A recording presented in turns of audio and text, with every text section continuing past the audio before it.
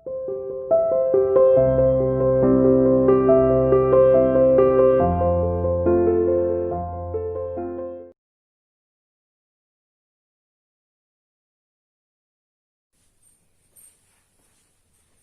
बेटा, आज हम कक्षा 10वीं में हिंदी विषय में रस के भेद पढ़ेंगे।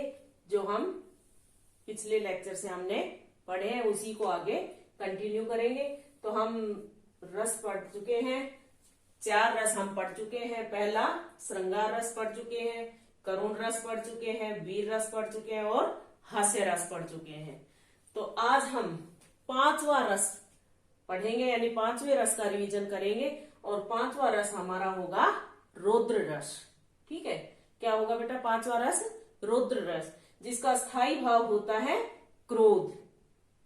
रौद्र रस का स्थायी भाव होता है क्रोध, जो आपने अपनी नोटबुक में भी लिखे हुए हैं, आपके पास आपकी ग्रामर की बुक है उसमें भी लिखे हुए हैं। तो आप सभी, एक भी रस ऐसा ना हो जिसका आपको स्थायी भाव ना पता हो, तो इसलिए साथ साथ पढ़ते हुए चले कंप्लीट के रौद्र रस का स्थायी भाव क्रोध होता है।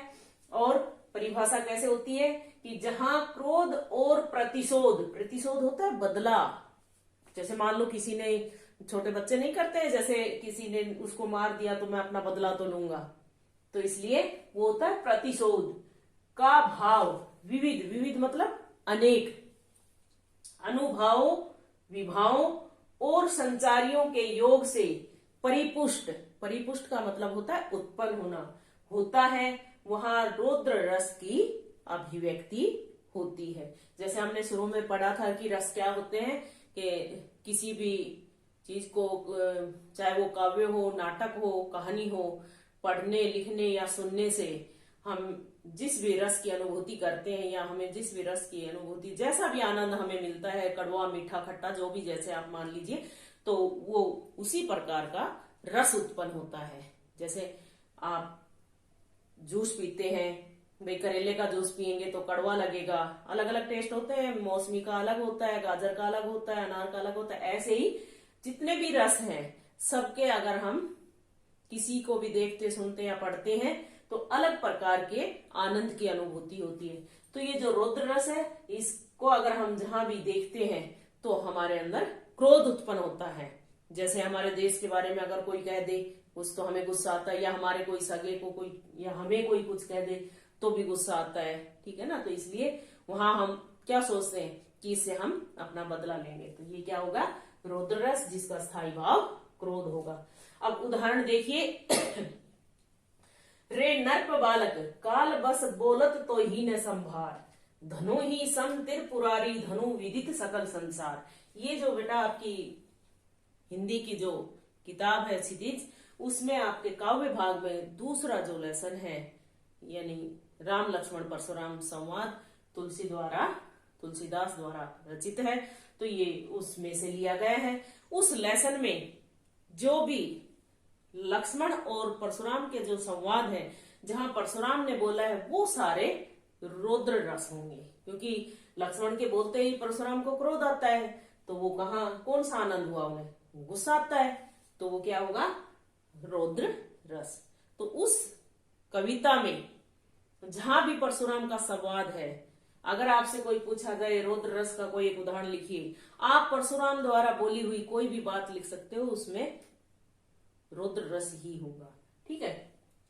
अगर इसके अलावा आप और कोई उदाहरण ले तो क्या होगा कि एक दिन न्यूयॉर्क भी मेरी तरह हो जाएगा, जिसने मिटाया है मुझे वह भी मिटाया जाएगा, आज 2.5 लाख में कोई नहीं बचा जीवित, एक दिन न्यूयॉर्क में कोई नहीं बच पाएगा। तो ये बदला ही हुआ ना। तो इसमें पहले लिखा है कि प्रतिशोध, प्रतिशोध का मतलब होता है बदला, कि आज मेरे अंदर 2.5 लाख में कोई नहीं बचा, मेरी जो 2.5 लाख की आबादी थी उसमें कोई नहीं बचा, तो एक दिन उसमें भी कोई नहीं बचेगा। तो ये इसका मतलब क्या हुआ? गुस्सा आया, तो ये क्या होगा? रौद्र रस। ठीक है बेटा? इसके अलावा भी बहुत सारे उदाहरण किसी भी किताब में जिसमें आपको आसान लगे, छोटा लगे, वही आप याद कर सकते हैं, लेकिन हर रस का एक उदाहरण जरूर याद करना है, कंपलसरी है। ठीक है? अब इससे अगला हम रस पढ़ेंगे भयानक रस, यानी रस नंबर 6। हम कौन सा रस पढ़ेंगे? भयानक रस। आप शांत रस भी पढ़ सकते हैं, पहले वात्सल्य रस भी पढ़ सकते हैं, भक्ति रस भी पढ़ सकते हैं, कोई भी आप किसी भी सीक्वेंस में पढ़ सकते हैं। ठीक है, ये बात तो है नहीं कि भाई पहली जैसे निबंध लिखना है तो हमें पहले भूमिका लिखनी, भाई उसमें तो सीक्वेंस से चलना है, पहले भूमिका ही लिखेंगे, आप पहले निष्कर्ष तो लिख नहीं सकते। लेकिन यहाँ क्या है, यहाँ हम पहले रौद्र भी पढ़ सकते हैं, या पहले भयानक भी पढ़ सकते हैं, पहले शांत रस भी पढ़ सकते हैं, कोई भी कभी भी पढ़ सकते हैं। तो अब हम छठा रस पढ़ेंगे भयानक रस, जिसका स्थायी भाव होता है भय, यानी डर। जब किसी भी चीज को देखकर सुनकर, जैसे कई बार कई भूतों की कहानियां सुनाने लगे तो डर लगता है, या फिर कोई भूतों वाली फिल्म देखें तो उससे डर लगता है, किसी को अंधेरे से डर लगता है, तो वो वहां उस समय कौन से रस की अभिव्यक्ति होती है? भयानक रस की। ठीक है, तो इसका उदाहरण देखिए, परिभाषा में क्या लिखा है कि जहां भय स्थायी भाव पुष्ट और विकसित हो, यानी जहां डर उत्पन्न होता हो, वहां क्या होता है? भयानक रस। ठीक है, उदाहरण के लिए, मकड़ियों के जाल मुख पर और सिर के बाल मुख पर, मच्छरों के दंश वाले दाग काले काले काले लाल मुख पर। तो ये क्या हो गया? डर लगता है। किससे?